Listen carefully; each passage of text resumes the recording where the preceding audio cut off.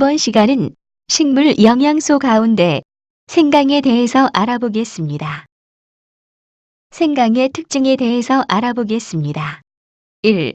생강의 뿌리와 뿌리줄기는 4,400년 넘게 아시아, 인도, 아랍 등지에서 인기 있는 향신료와 약초 등으로 사용되어져 왔습니다. 2. 중국에서는 2000년 이상 생강을 이용하여 소화를 돕고 복통이나 설사, 메스꺼움 등을 치료하는 데 사용해 왔을 뿐만 아니라 관절염, 설사, 심장 문제 등을 해결하는 데도 이용하고 있습니다. 3. 특히 감기나 독감, 두통, 생리통 등을 치료하는 데 도움이 되는 것으로 알려져 있습니다. 생강의 주요 성분에 대해서 알아보겠습니다. 1. 연구자들은 생강 뿌리의 활성 성분이 매운맛을 내는 진저롤과 슈가올 같은 페놀 성분으로 생각하고 있습니다. 2. 진저롤과 슈가올 두 성분은 유전자가 활성산소에 의해 손상받기 전 단계에서 활성산소를 제거하여 유전자 손상을 차단하는 역할을 합니다. 이로 인해서 항암 효과를 나타내고 해열과 진통 및 강력한 항염증 효과를 나타내는 것으로 알려져 있습니다. 슈가올 성분은 중추신경계를 진정시키고 위점막을 자극하여 위액 분비를 증가시키고 소화작용을 촉진하며 구토를 억제하는 작용이 있습니다. 슈가올은 진저롤보다 좀 더 강력한 항염증과 진통 효과를 가지고 있어서 관절염에 효과적입니다. 3. 진저롤과 슈가올 등은 강력한 살균 작용을 가지고 있는데 생선회를 먹을 때 생강을 함께 먹는 이유는 소화와 항균 작용을 같이 얻고자 함입니다. 4. 오늘날 건강관리 전문가들은 임신이나 항암제 치료 시 나타나는 구역과 구토를 방지 내지 치료하기 위해서 권장하고 있습니다. 또한 간단한 소화불량증을 치료하기 위해서 사용하며 관절염의 통증을 감소시키거나 심지어 심장질환에도 사용합니다. 다음은 생강의 약용 용도에 대해서 알아보겠습니다. 첫 번째, 멀미에 관한 내용입니다. 1. 여러 연구들은 생강이 일부 멀미 증상을 감소시킬 수 있음을 제안하고 있습니다. 멀미를 가지고 있는 신규 선원 80명에게 분말 생강을 복용시킨 결과 위약을 복용한 선원들에 비해서 구토나 식은땀 발생이 감소하는 것으로 나타났습니다. 그러나 건강한 사람들을 대상으로도 같은 결과를 얻었지만 메스꺼움은 감소시키지 못하는 것으로 관찰되었습니다. 2. 반면에 다른 연구에서는 멀미약만큼 생강이 효과적이지 못한 것을 알았습니다. 소규모 연구에서 신선한 생강 뿌리 또는 분말 생강을 복용시킨 집단과 멀미 시 처방받는 스코폴라민을 복용한 집단, 그리고 위약만 복용한 집단으로 나누어 관찰했습니다. 그 결과 스코폴라민을 복용한 집단이 생강을 복용한 집단에 비해서 멀미 증상이 덜 나타나는 것을 관찰하였습니다. 참고로 메스꺼움이 있을 때 전통적인 처방이나 처방전 없이 살 수 있는 약물들은 구강 건조나 졸음 같은 부작용이 발생하지만 생강은 이러한 부작용이 발생하지 않는 것으로 나타났습니다. 두 번째, 임신 관련 메스꺼움과 구토에 관한 내용입니다. 1. 임상 연구에서 임신한 여성이 4일 이상을 넘지 않은 상태에서 매일 1g의 생강을 복용하는 경우 메스꺼움이나 구토 등을 감소시킬 수 있음을 제안하고 있습니다. 2. 다른 연구에서는 생강이 입덧을 완화시킬 수 있는 것으로 나타났습니다. 심각한 구토를 가지고 있는 임신한 여성 30명을 대상으로 한 소규모 연구에서는 4일 동안 매일 1g의 생강을 복용시킨 결과 위약을 복용한 사람들에 비해서 구토가 훨씬 덜한 것으로 보고되었습니다. 메스꺼움과 구토를 가지고 있는 70명의 임신한 여성을 대상으로 한 더 큰 연구에서는 4일 동안 매일 1g의 생강을 복용시킨 결과 메스꺼움이 감소했으며 위약을 복용한 사람들에 비해서 훨씬 구토가 줄었습니다. 하지만 유의할 점은 임신한 여성은 생강을 복용하기 전에 담당 의사에게 문의를 해야 하고 매일 1g 이상을 복용해서는 안 됩니다. 항암제 치료 시 구토에 관한 내용입니다. 일부 연구들은 메스꺼움이 심각하고 오랜 기간 동안 지속되는 경우 생강이 감소시키는 것으로 나타났습니다. 그러나 항암제 치료 동안에 나타나는 구토는 개선시키지 못했습니다. 이들 연구 가운데 하나는 메스꺼움 제거 약물과 함께 생강을 사용하였습니다. 하지만 아직은 생강이 메스꺼움을 완화시키는 효과가 있는지 단정짓기 어려우며 더 많은 연구가 필요합니다. 네 번째, 수술 후 메스꺼움과 구토에 관한 내용입니다. 연구들은 생강이 수술 후 메스꺼움과 구토를 감소시키는지 여부에 대해서는 혼합되어 있습니다. 긍정적인 측면, 예를 들어 2개의 연구에서는 수술 전에 생강뿌리 1g을 복용하는 것이 약물만큼이나 메스꺼움을 감소하는 것을 알았습니다. 또한 연구 가운데 한 개는 생강을 복용한 여성이 수술 후 메스꺼움으로 인한 약물 사용을 줄일 수 있었습니다.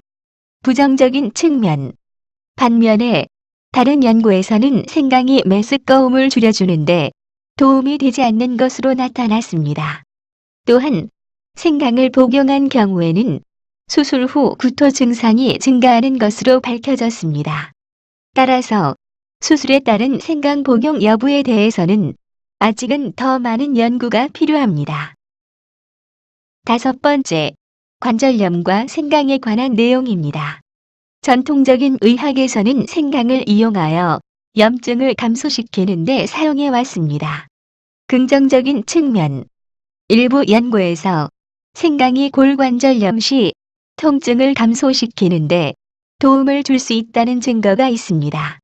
예를 들어 무릎의 골관절염을 가지고 있는 환자 261명을 대상으로 한 연구에서는 매일 생강 추출물을 2번 복용한 결과 위약을 복용한 사람들에 비해서 무릎 통증을 감소시키는 약물이 덜 필요했으며 실질적으로 고통도 감소했습니다.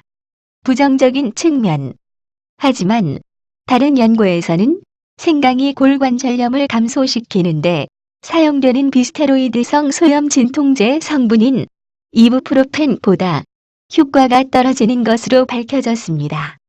이부프로펜 약물과 관련된 상품으로는 모트린과 어드빌이 있습니다. 참고로 생강이 골관절염의 효과를 보기 위해서는 몇 주가 걸릴 수 있습니다. 여섯 번째, 생강의 다른 용도에 관한 내용입니다. 1. 예비 연구에서 생강이 콜레스테롤 수치를 낮춰주고 혈액이 응고되는 것을 방지하는데 도움을 되는 것으로 제안하고 있습니다. 이 같은 사실로 미루어 봤을 때 생강은 혈관이 막혀서 생기는 심장 질환이나 뇌졸중 같은 질병을 치료하는데 도움을 줄 수 있을 것이라고 생각하고 있습니다. 2. 다른 연구에서는 2형 당뇨병을 가지고 있는 사람들의 혈당 조절을 향상시키는데 도움을 줄 수 있을 것이라고 제안했습니다. 그렇다고 하더라도 생강이 심장 질환과 당뇨병에 대해서 안전한지와 효과가 있는지 결정하기 위해서는 더 많은 연구가 필요합니다. 1일 복용량 가이드입니다. 소아의 경우 2살 미만 어린이는 생강을 먹게 해서는 안 됩니다. 2살 이상 어린이는 메스꺼움, 복부 경련, 두통 등을 치료하기 위해서 생강을 먹일 수 있습니다. 하지만 올바른 복용량에 대해서 의사에게 문의해야 합니다. 성인의 경우 일반적으로 식품에 포함된 양을 포함하여 4g 이상의 생강을 복용해서는 안 됩니다. 임신한 여성의 경우는 하루에 1g 이상을 복용해서는 안 됩니다. 메스꺼움이나 소화불량이 있는 경우에는 일부 연구들은 하루에 나누어 생강 1g을 사용했습니다. 하지만 올바른 복용량에 대해서 의사에게 문의해야 합니다. 임신으로 인한 구토 발생 시에는 일부 연구들은 650mg에서 1g을 사용했습니다. 하지만 먼저 의사와 상의 없이 생강을 복용해서는 안 됩니다. 관절염이나 다른 통증 시에는 한 개의 연구에서는 250mg씩 하루에 4번 사용했습니다. 생강 복용 시 주의사항들입니다. 1. 허브는 과거부터 인체를 강화시키고 질병을 치료하는 데 사용되어 왔습니다. 그러나 허브는 활성 물질이 포함되어 있어서 다른 허브나 보충제, 약물 등과 상호작용하여 부작용을 유발할 수 있습니다. 이러한 이유로 허브를 복용 전에 건강관리자에게 문의해야 합니다. 2. 생강을 고용량으로 복용하는 경우 소화불량에 의한 속쓰림이나 설사와 같은 부작용이 발생합니다. 하지만 캡슐 형태로 제조된 보충제나 식사 시 생강을 같이 섭취하는 경우에는 속쓰림이나 트림, 소화불량 같은 부작용을 피할 수 있습니다. 3. 담석을 가지고 있는 사람은 생강을 복용하기 전에 의사와 상의를 해야 합니다. 4. 수술을 하거나 마취를 하는 경우 생강을 복용한 사실이 있는 경우에는 담당 의사에게 알려줘야 합니다. 5. 임신이나 모유 수유를 하고 있는 여성, 심장질환이 있는 사람, 당뇨병을 가지고 있는 사람들은 담당 의사에게 알리지 않고 생강을 섭취해서는 안 됩니다. 6. 아스피린을 포함하여 출혈의 문제로 인해서 혈액희석제를 복용하는 경우에도 생강을 복용하지 말아야 합니다. 생강과 약물의 상호작용에 관한 연구 내용들입니다. 다음과 같은 약물 치료를 받고 있는 경우 먼저 의사와 상담하지 않고 생강을 사용해서는 안 됩니다. 첫 번째, 생강과 항혈소판 및 항응고 약물과 상호작용에 대해서 알아보겠습니다. 생강은 혈액희석제로 작용할 수 있습니다. 따라서 혈액희석제 약물과 같이 복용하는 경우에는 출혈의 위험을 증가시킬 수 있습니다. 만약에 혈액희석제 약물을 복용하거나 출혈이 멈추는데 장애가 있는 경우 생강을 복용하기 전에 의사와 상담해야만 합니다. 다음은 혈액희석제 약물들입니다. 1. 클로피도그렐이 있습니다. 클로피도그렐은 관상동맥 질환, 말초혈관 질환, 그리고 뇌혈관 질환의 혈액 응고를 억제하는 데 사용하고 있으며 이 밖에도 심근경색과 뇌졸중을 예방하는 데도 이용됩니다. 상품으로는 플라빅스가 있습니다. 2. 비타민 K는 지혈시키기 위한 응고인자의 형성에 관여합니다. 와파린은 이러한 비타민 K의 작용을 억제시키는 역할을 합니다. 상품으로는 쿠마딘이 있습니다. 3. 아스피린이 있습니다. 아스피린은 프로트롬빈 생성 억제를 통한 혈소판 제거 반응을 하기 때문에 항응고 작용을 하여 혈전을 예방할 수 있습니다. 이러한 이유로 급성 심장마비 또는 혈전 용해에도 사용합니다. 두 번째, 생강과 당뇨병 약물과의 상호작용에 관한 내용입니다. 생강은 혈당을 낮출 수 있기 때문에 당뇨병 약물과 생강을 같이 복용하는 경우에는 저혈당 발생 위험을 증가시킬 수 있습니다. 세 번째, 생강과 고혈압 약물과의 내용입니다. 생강은 혈압을 낮출 수 있고 이로 인해서 저혈압과 부정맥 위험을 증가시킬 수 있습니다. 이상으로 생강에 대한 모든 강의를 마치겠습니다. 감사합니다.